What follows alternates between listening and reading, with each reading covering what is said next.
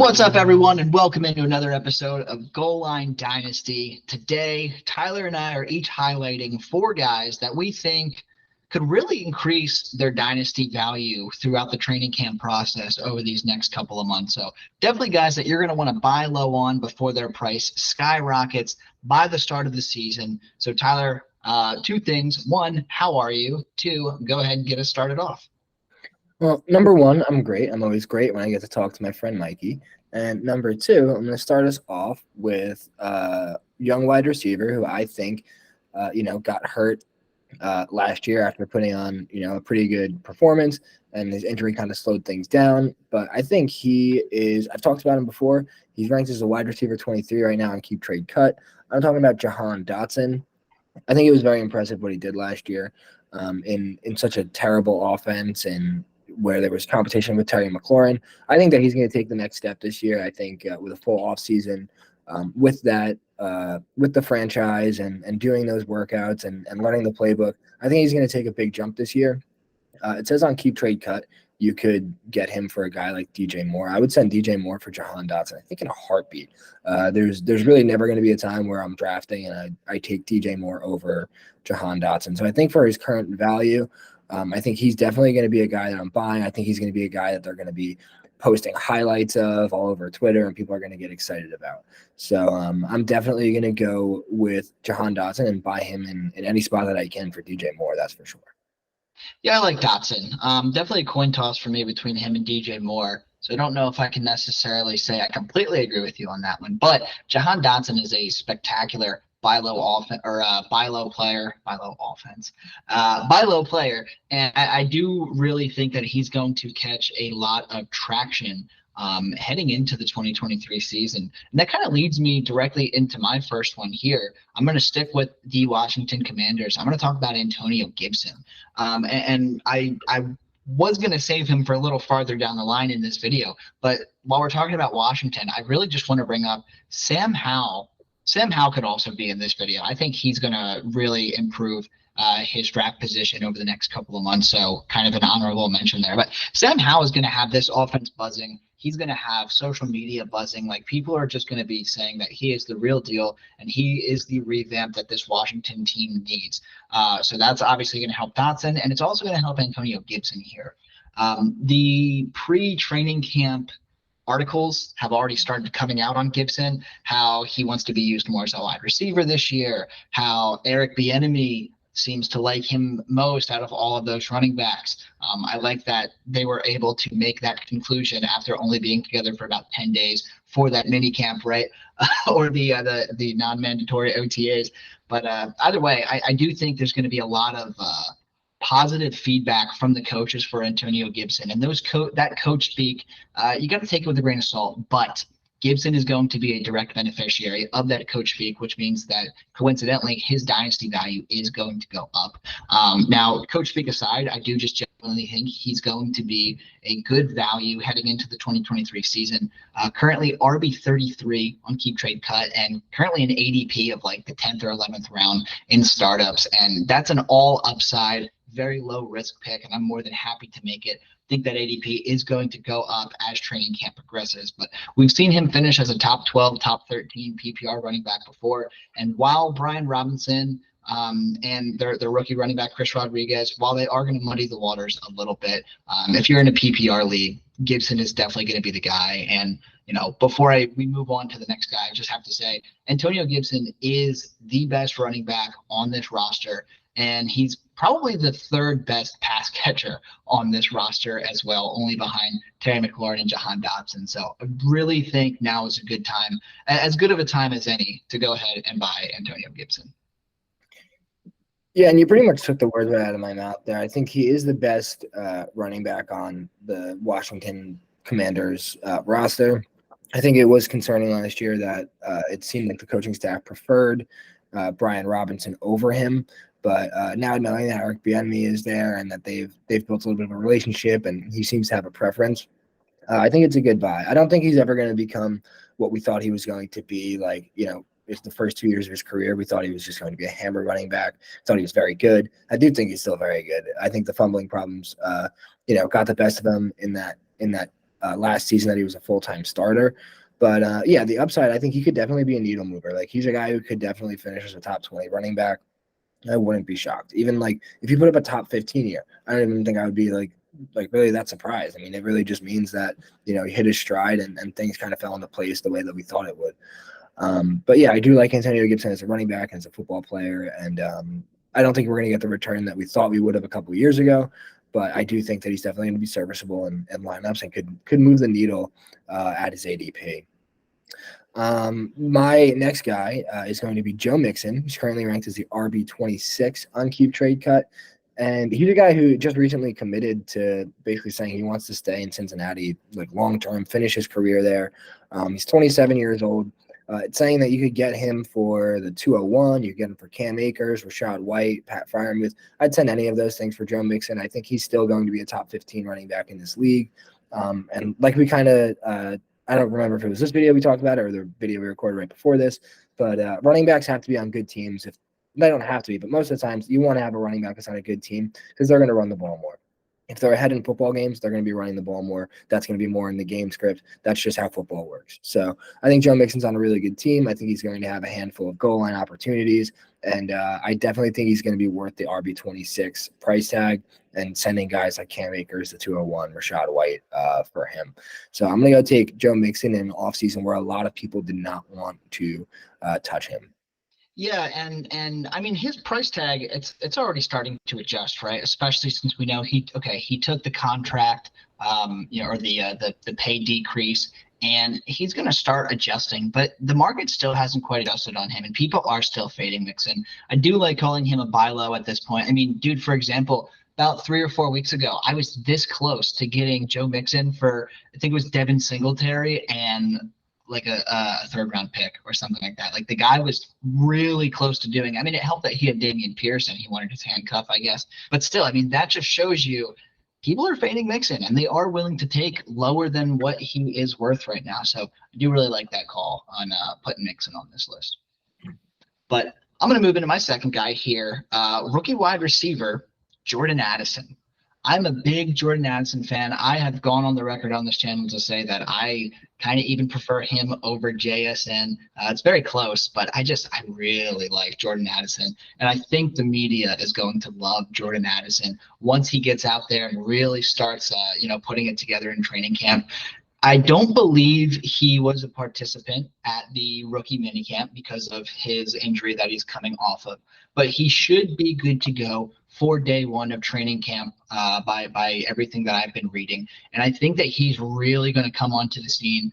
The first week or so, he's going to be playing with that second team offense. They're going to obviously, Jefferson is their number one wide receiver, but KJ Osborne is going to get a lot of reps ahead of Jordan Addison. But I think that by the end of training camp, Addison is going to be firmly the wide receiver too for this Minnesota offense. And I think that the stories are going to start writing themselves. I would get in while you can. Right now, you can grab him at about 107 or 108, depending on your league in Superflex league. So if you haven't had your rookie draft, definitely target those picks because that's where you can get Addison. If you had your rookie drafts, try to buy him before his price tag goes up. Minnesota is going to be an absolute air raid offense this year. They got rid of Dalvin Cook, and whether you guys believe in Alexander Mattison or not, he is not Dalvin Cook, and they're not going to give him the workload as such. This team is going to reduce their rushing attempts and I think far increase their passing attempts. And they were already a top 5 passing offense by attempts in the NFL in 2022. So that'll definitely be interesting. And Jordan Addison, he's definitely a home run hitter, but make no mistake, he is really good at those short and intermediate routes as well. And the fact that he's never going to have top corner coverage against him ever. Like, as long as him and Justin Jefferson are on the same team and on the field at the same time, Jordan Addison will never, ever, ever, ever receive top coverage. And I think he's going to be able to exploit that and make the most out of that his rookie year. And I don't think anyone is going to be surprised when he finishes as the rookie wide receiver 1 in 2023. So get in while the get-in's good and before his price tag goes up. Yeah, I mean, you even look at like what Adam Thielen did last year. Adam Thielen finished as the wide receiver 29 with 180 PPR points. So like he got 100 targets and 70 receptions. If I think if Jordan Addison gets 107 targets that Adam Thielen is leaving behind. I think he's definitely going to skyrocket in a lot of people's rankings. And I love Jordan Addison as much as anybody. And, even going all the way back to last year, I thought he was going to be competing to be the wide receiver one in this class. But I definitely like the call on Jordan Addison. I think he's going to be one of the more productive rookie wide receivers this year. I think he's definitely one whose value is going to go up. And there's probably going to be a lot of highlights posted, on the Minnesota Vikings Twitter that this offense is ready to explode in terms of the passing game. My next guy is going to be one who's kind of fallen off the map since his rookie year, but he's in a new situation, and I think it could be very good for him. I think the upside is crazy in Elijah Moore. He's currently ranked as the wide receiver 39. He's 23 years old. It's saying he's going for guys like Rashad Bateman, Sam Laporta, Kendre Miller, James Cook. I think all those guys would be fair to send for the upside of what Elijah Moore can bring in. I mean, what we saw early on or later on in his rookie year, rather, he's a talented guy. He's a talented receiver who's going to be in what we think is going to be a good offense with Deshaun Watson, Nick Chubb, Amari Cooper, David Njoku, right? We think it's going to be a pretty decent offense over there in Cleveland. So I think I'm going to take my shot on Elijah Moore's resurgence, given his price tag and given how easy it is to buy him. And just knowing that we've seen that he's a talented NFL receiver, there's probably not, 40 to 50 wide receivers in the NFL that are better than him that justify his wide receiver 39 ranking in terms of Dynasty. So given that he's in a new situation, he could really be revamped this year and could be a real option for them. I mean, in Cleveland, you have, Amari Cooper, then it's like, Donovan Peoples-Jones and David Bell and all those gross guys, So I'm going to take Elijah Moore and hope that he can pop, because if I send Rashad Bateman, Kendre Miller, Sam Laporta, James Cook for Elijah Moore, and Elijah Moore doesn't do much, I don't think it's going to break the back of my dynasty team. And I think that his upside could definitely he could end up being like not a league winner, but a real needle mover in terms of like where his ADP is. If you're able to get a wide receiver 2 when you're drafting him as wide receiver 39, that's a really beneficial thing for your fantasy team. So I'm going to pick up Elijah Moore this offseason and see what he can turn into. Yeah, I like to call on Elijah Moore a lot. I was actually considering on actually naming him one of my buy lows in this video, so I definitely don't disagree with you there. Like you said, for what you can buy him at, the sky's the limit. It's not going to break your backs or break your dynasty team's back if you miss on Elijah Moore. But the short sample size that we saw from him out of his rookie year, we know he can do it. Deshaun Watson is going to be the best quarterback that he's played with as a pro so far, by far, right? So I think there is a lot to like there. If you're a contending team, I would be fine with trading my future second round pick for Elijah Moore, right? And if your opponent is like, nah, that's not quite enough, you're going to be a contending team, I would send a second and a third round pick for Elijah Moore. If you're looking just to deal rookie picks, there's nothing wrong with that whatsoever. So really like the call there. And we didn't plan this with Jahan Dotson and Antonio Gibson, but I'm also going to pick a Cleveland guy here in Deshaun Watson, actually. So it's funny that you got a Washington and Cleveland guy. I got a Washington and Cleveland guy. But Deshaun Watson, dude, people are finally starting to realize that last year was an enigma with Deshaun Watson. He did not have an amazing showing in 2022. He only played half the season. It was obviously, self-inflicted, but a distracted season nonetheless for Deshaun Watson. A lot of outside factors there going into his gameplay on the field. And while I'll never advocate for Deshaun Watson, the person, I will advocate for Deshaun Watson, the fantasy quarterback for my team. Currently QB 11 on Keep Trade Cut. There is absolutely no reason that he should not be top 8 or top 9. He's going to rebound. He's going to be fine. He is the highest paid guaranteed NFL player of all time. And last time we saw him play a fully healthy season, he was QB5. The time before that, when he was fully healthy, QB5. The time before that, QB5. Like, dude, if Deshaun Watson is healthy and plays in all 17 games this year, QB5 is honestly expected. And bare minimum, I would say QB8. So the fact that you can get him as the 11th or 12th quarterback off the boards in startups right now, I think is pretty bonkers. I think that you can buy him for a lot cheaper than what you should be able to. Like fast forward 1 year's time, Deshaun Watson's price tag could potentially double.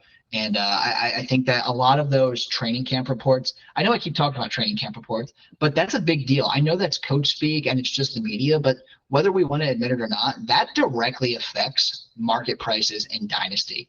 The hive mind is a real thing. If reports start coming out, Deshaun Watson back to his old self. Deshaun Watson hits Elijah Moore in the end zone 5 times in one practice, right? Like these are the things that build Dynasty hype in the offseason, especially during training camp. I think we're going to see a lot of those stories out of Deshaun Watson and the Cleveland training camp there. So I'm going to take him. I'm going to take him 9 times out of 10 in a buy low market right now.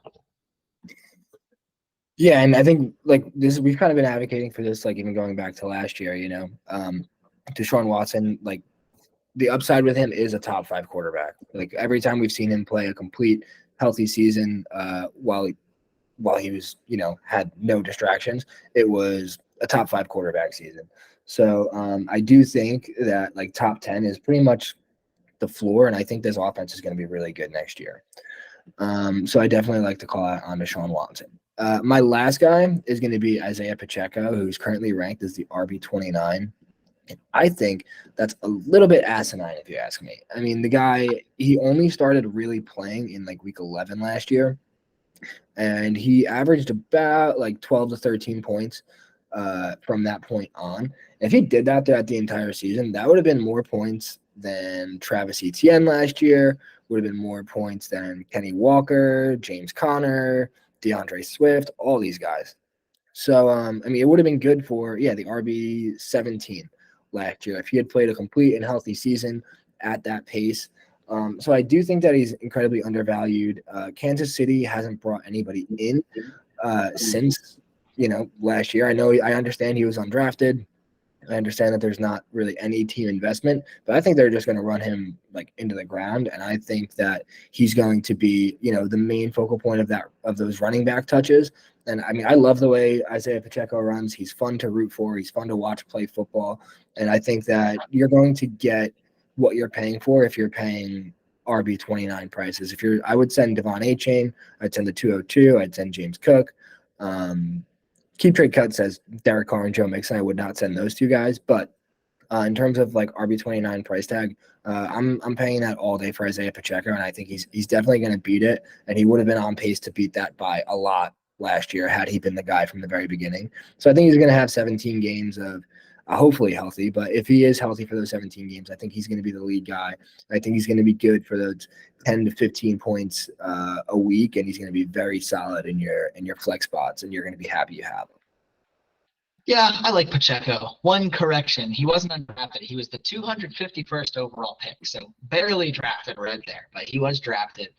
But nonetheless, yeah, Isaiah Pacheco, I do like him. I think the market price, in my opinion, is fair on him. I'm not going to break the bank to go out and get him, mostly because me personally, I always go for the PPR upside, and we know Pacheco has little to none of that, especially with Jerick McKinnon and Clyde Edwards-Helaire on the roster. One of those guys is going to get third downs, and it's not going to be Pacheco. But Pacheco is going to get all the goal line work. Pacheco is going to get a lot of the first downs, a lot of the second downs, and it's an offense controlled by Andy Reid and Pat Mahomes. Like, what's not to like about that? So I do like the call on Pacheco. At least kicking the tires and seeing what you can get him at going into the 2023 season, because I do think by volume he's going to be the RB1 in Kansas City. Whether or not that translates to a solid fantasy player is yet to be seen, but the opportunity is 110% there.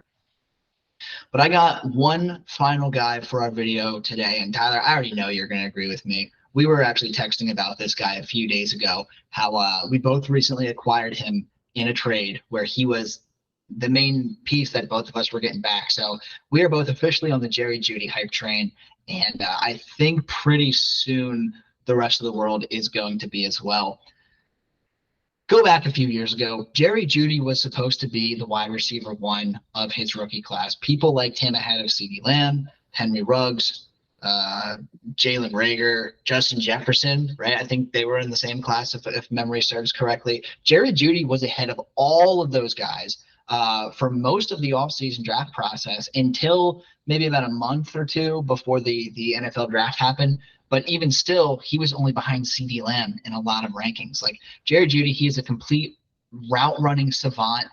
His comp is like Stephon Diggs.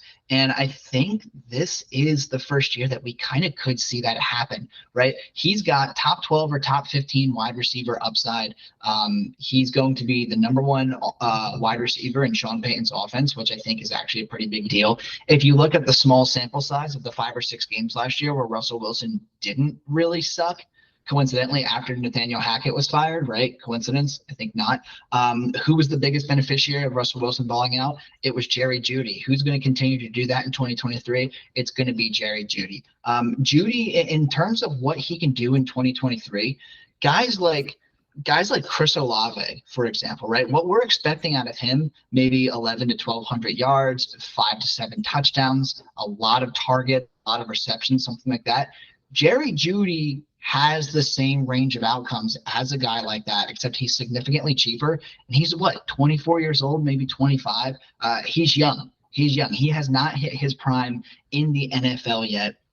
So I just think there's a lot to like about him. I think he's finally going to have his breakout. Like I said, we kind of saw it last year. I know the 4th-year breakout is kind of elusive, but I do like to think he showed it last year enough to consider him a 3rd-year breakout. So give me Jerry Jeudy at his current price. He's only wide receiver 21. To put my money where my mouth is, Tyler, I'll let you talk about your trade on Jerry Jeudy as well. But I traded Chris Olave, and I got back Jerry Jeudy and Brandon Ayuk straight up.